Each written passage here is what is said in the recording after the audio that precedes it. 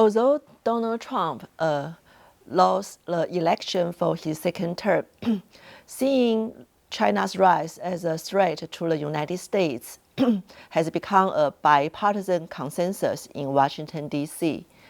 This is probably the few issue both Democrats and the Republicans can agree upon.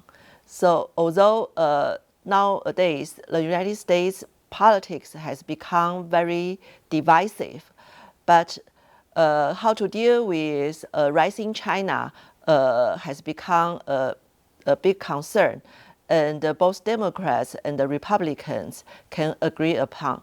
So when President Biden came to power, he would put a lot of focus on how to deal with the rising China.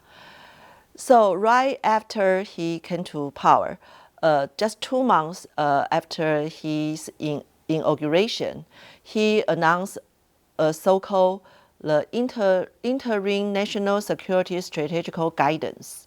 Usually it will take 1 year for the new president to come up with his new national security strategy. But because of the issue is very urgent, so within 2 months, he has an interim guidance come up first. In that guidance, he issued a cover letter. In that cover letter, Biden states, "Our world is at an inflection point.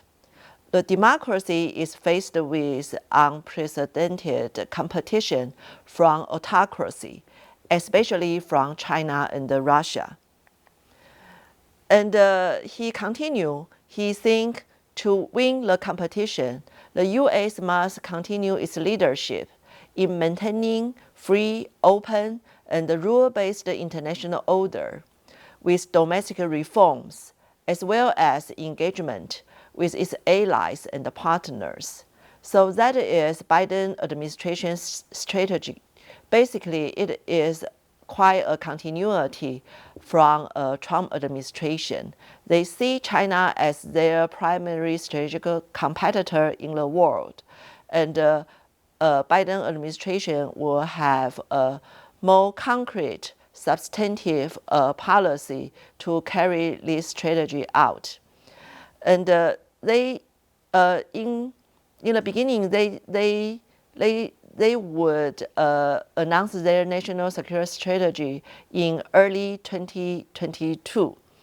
But because of the outbreak of the Ukraine war, they postponed the announcement till the end of 2022.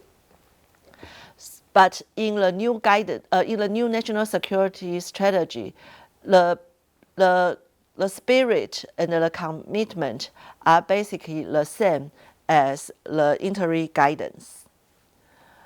Okay, so I think for the Biden administration's national security strategy, we can get the feeling of the strategy from the speech the State Secretary Tony Blinken gave on the day when they announced the interim guidance. In that speech, Tony Blinken pointed out, China is the only country in the world who can challenge the world order that the U.S. and its allies hope to maintain.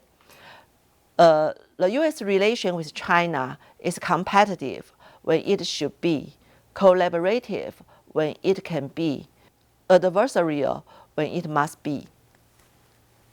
So I think if we compare Biden administration's national security with Trump administration's, we will find there are 3 differences. The first one is, for Biden administration, ideology is very important. I think Biden would portray the United States as the defender of democracy, and they will see the competition between China and the U.S.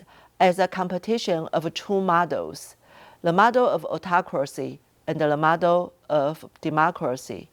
And they would not only fight by themselves, but fight for democracy with the so-called like-minded countries.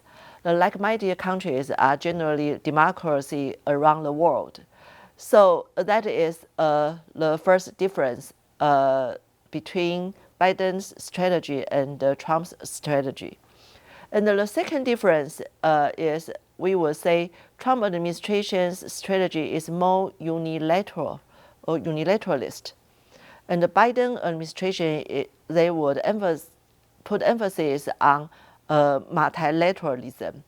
What do I mean by from unilateralism to multilateralism is Biden administration would engage allies and partners into a very intensive network of collaboration to maintain the rule-based world order. But for Trump administration, the goal is to make America great again. So they usually will go unilaterally. They are quite anti-China, but they are also they don't want to have a very good relation with their allies in Europe and in Asia. During Trump administration, their relation with Japan, South Korea, and many European countries were not very good. So that's the second difference. And the third difference is the Biden administration would put emphasis on legitimacy. Biden administration's competition with China is not only for the U.S. own national interest. It is for the world, for the liberal international order. They will see this kind of free and open rule-based order as a public good. The public good is the interest of the world, of the like-minded country, not only the United States. So it is a very legitimate endeavor for the United States and their allies to go for. So which is very different from Trump administration. The purpose of their strategy is to make America great again.